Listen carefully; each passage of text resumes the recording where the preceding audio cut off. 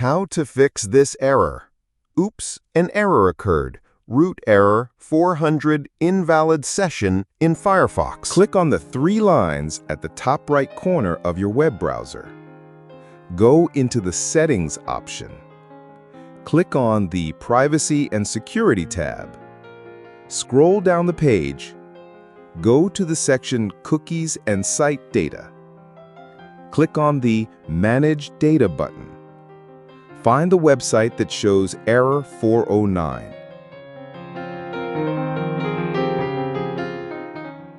Copy the name of the website and paste it into the search box. Select the website name and click on Remove Selected. Click on Save Changes and then click on Remove.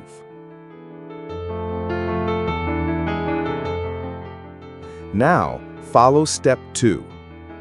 Click on the Clear Data button under the Cookies and Site Data section.